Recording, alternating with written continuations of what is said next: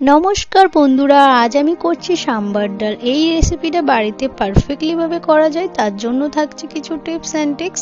সম্পূর্ণ ভিডিওটি স্কিপ না করে দেখার অনুরোধ রইল।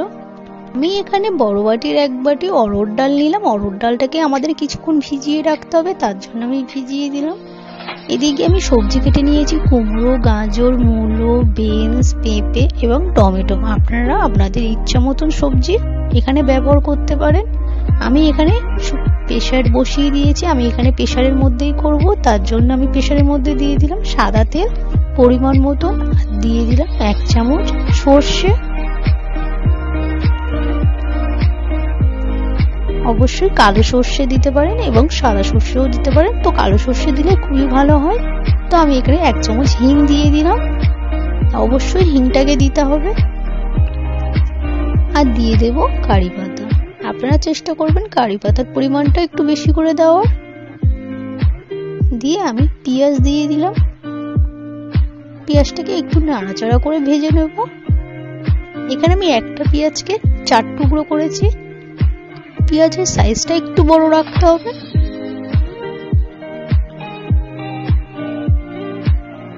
তো এবারে আমি সব সবজিগুলো দিয়ে দেব।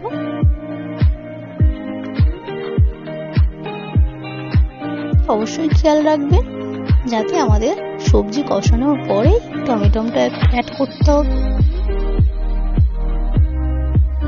একটু সবজিটাকে কষিয়ে নেব ভালো করে, নিয়ে তারপরে দিয়ে দিলাম 1 চামচ হলুদ, 1 চামচ লঙ্কার গুঁড়ো আর স্বাদ মতন লবণ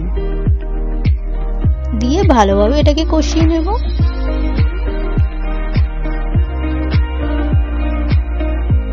হ্যাঁ, আপনারা আপনাদের পরিমাণ বুঝে লবণটা ব্যবহার করবেন।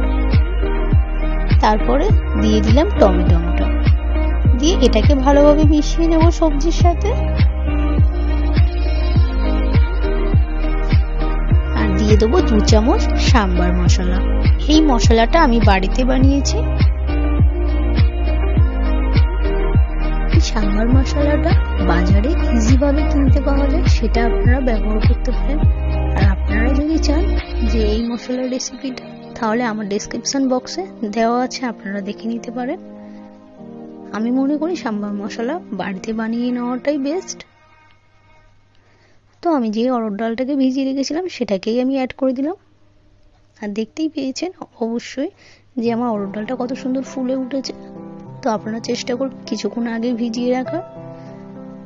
তো আমি দিয়ে দেব পরিমাণ মতন জল। আমি এখানে 3 বাটি জল দিলাম, দিয়ে এটাকে ভালোভাবে সেদ্ধ করে নেব।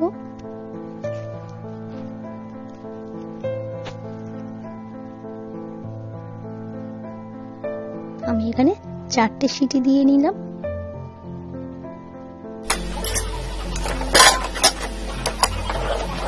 দেখতেই পাচ্ছেন আমার ডালটা সেদ্ধ হয়ে গেছে।